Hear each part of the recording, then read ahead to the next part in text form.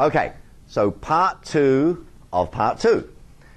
So we've written our initial outline. Some of the words may not have made sense to you, so we're going to start breaking that down. We talked about an energetic field. Now you'll really start to understand how the energy is created from these core words. So, first, shame. How does shame occur? How do we get shame? How do we feel shame?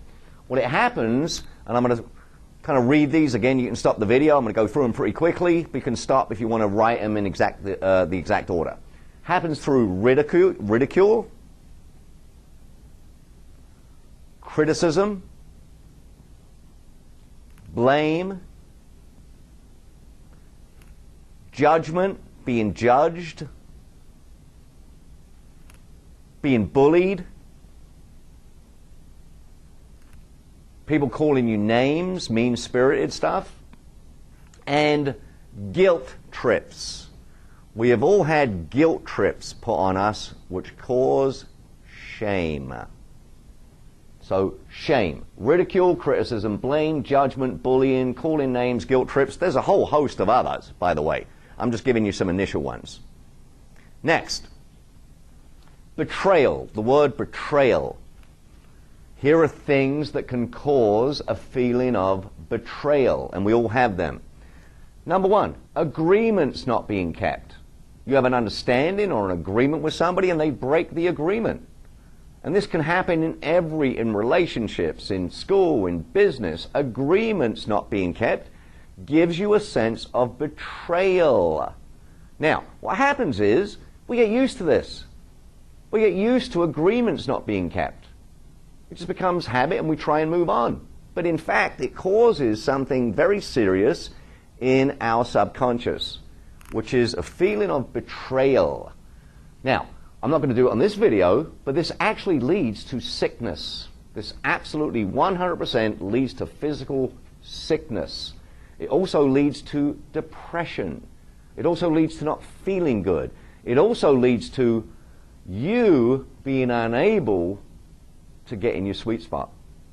So, agreements not being kept. Being cheated on. Being cheated on. Being talked about in an unkind way. In other words, people gossiping about you. Your friends gossiping about you. Gives a feeling of betrayal if you find that out. Unkindness. People being unkind. Gives you a feeling of betrayal. Betrayal. Next, abuse. If you have trusted someone and they abuse you or abuse a situation, it gives the feeling of betrayal and implants it in your subconscious. Next, someone doesn't take responsibility for what they should take responsibility for. You feel a sense of betrayal. No, it wasn't my fault. You did that. That can cause betrayal. Again, there's a whole host of these. We could keep writing this for the next hour. The list of things that cause these words to occur in your subconscious. Next, abandonment. Abandonment. And again, we could just take that word, well, I've never really been abandoned. You know, my parents have stayed with me. I've never really been abandoned. Okay, watch. Have you ever felt like you've been neglected? Neglected in any area. Next, have you ever felt like you're being ignored? Being ignored. Next, have you ever been abandoned physically? In other words, or emotionally. Somebody has not given you what you should have got. That creates the feeling intuitively of abandonment. Dismissal. Have you ever felt like you've just been dismissed? No one listens to you. Just you're dismissed. Your opinion's dismissed. That gives you the feeling of abandonment. Next, parent-child role reversal. And this just doesn't go just parent-child. This goes to older people who should have more experience than you, but you kind of pick up the ball and you're taking care of them. Parent-child role reversal can cause the feeling of abandonment. Not being taken seriously. You have something that you're passionate about, you got something to say, and no one takes you seriously. That can cause the feeling of abandonment. And then lack of support. Lack of support can actually cause the feeling of abandonment. Let me break that down for you. Let's say that you had a brilliant idea, you're passionate about it, you love it, and the people that you expect support from have no interest. None. They've told you, hey, whatever you want to do, we're behind you, and now it comes time where you need some support, and it just isn't there. That can cause the feeling of abandonment. Now, we all have these. Everyone on the planet has these. They have something. I'm going to get a little stronger than that. We have all three. You will find that as you go through this and your memory or your mind starts to get triggers here along the way, as you're doing this exercise, you're probably going to go back and have some feelings of when you felt shame, betrayal, abandonment. That's okay, because we're addressing it. We've got to bring this to the front here before we can deal with it.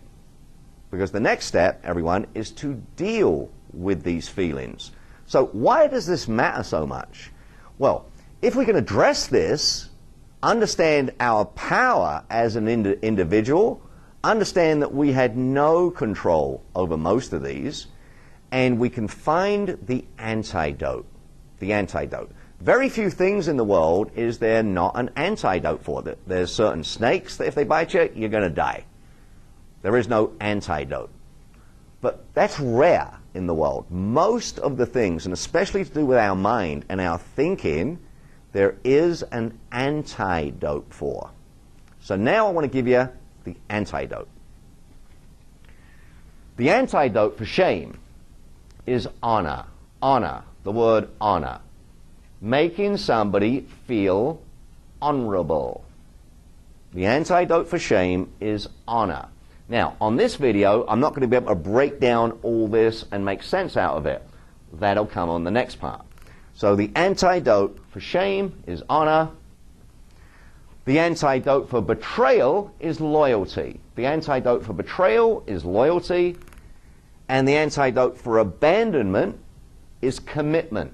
Commitment. Let me make sense out of that for you. If you feel abandoned, what do you need? You need someone to be committed to you. Now, that also covers the other words. You'll notice here that as we go to the solution, there'll be a lot of cross-pollination in one is also the solution for that as well.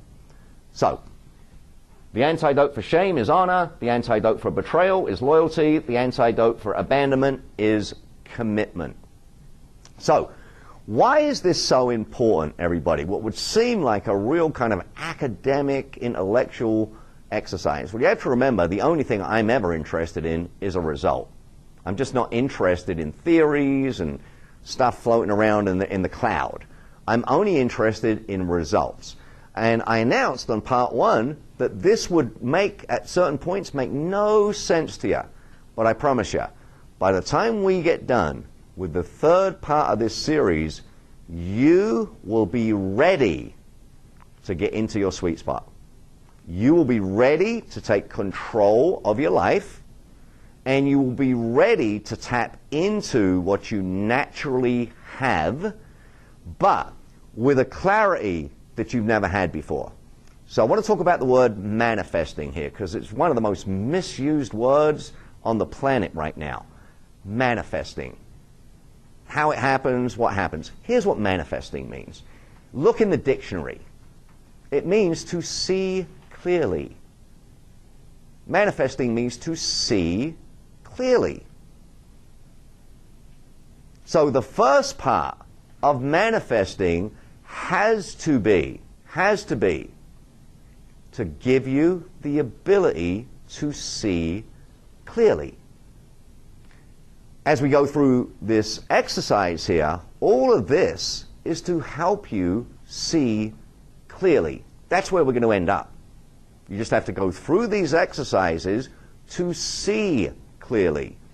as we get rid of stuff in your subconscious, and as you understand that it doesn't matter, by addressing things, we dissolve them. It's the same thing as putting acid in water. You dissolve it, or diluting something. We take the power away from the negative, and then we can manifest at a rate that we've never been able to do before because of clarity. And just to prove this point to you, as we went through the first part of the series on the conference call, we said to you to identify what you saw clearly, to identify things that you saw faster than everybody else. And you've done that now. That was part of your homework. You've done that. Well, if you see things clearer, you eliminate the negative things that are holding you back, what do you think is going to happen?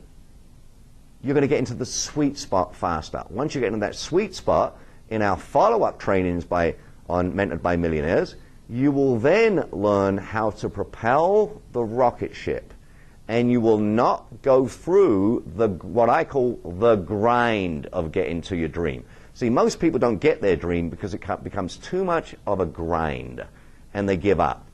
But what about if you were to have a rocket ship that went to your dream? Would that be a lot easier, and you're enjoying the ride? Okay, so that's where we're going on this 3-part series. Obviously, there's going to be a lot more on that. I'm just going to tell you, stay tuned to Mentored by Millionaires for the next 12 months, because we got some training and some teaching that is going to blow your mind.